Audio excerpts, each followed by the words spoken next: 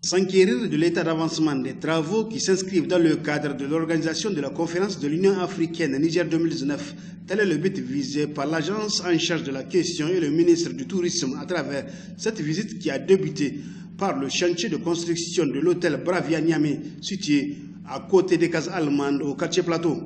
Ici, un groupe d'Indiens basé au Niger, regroupé au sein de la société HeroWorld International, investissent 26 milliards de francs CFA pour un hôtel 5 étoiles de sous-sol plus un rez-de-chaussée et 9 étages.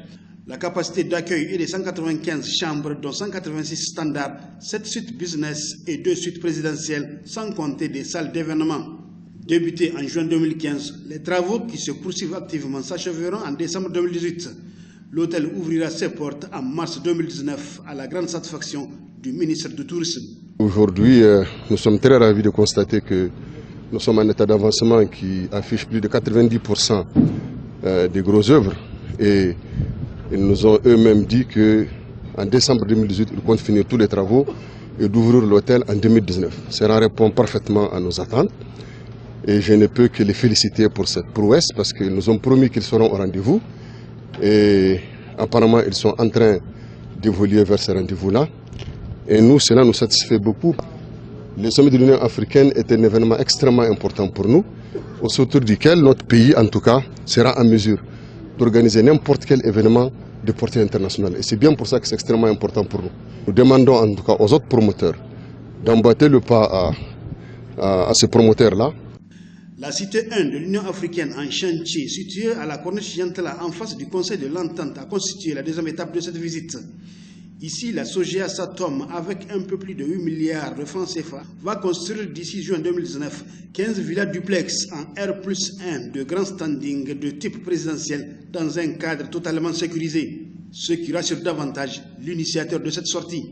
Cette partie est composée de 15 villas qui seront donc construites neuves et de la rénovation et l'équipement de 4 villas du Conseil de l'Entente qui sont à côté, ce qui nous permettrait d'avoir une cité d'une vingtaine de villas.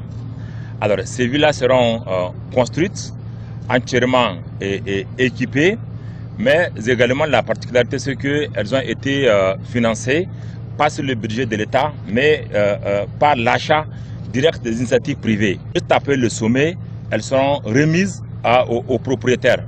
Deuxième élément, c'est que ça nous permettra, en tout cas en recrutant Satom, qui est une entreprise en standing, d'être sûr que les travaux seront achevés dans les délais. La troisième et dernière étape de cette visite a conduit Mohamed Sedil Mokhtar et Ahmed Boto et leur délégation à Kombo, Corniche Yantala également, où est situé le site qui va abriter la cité 2 de l'Union africaine.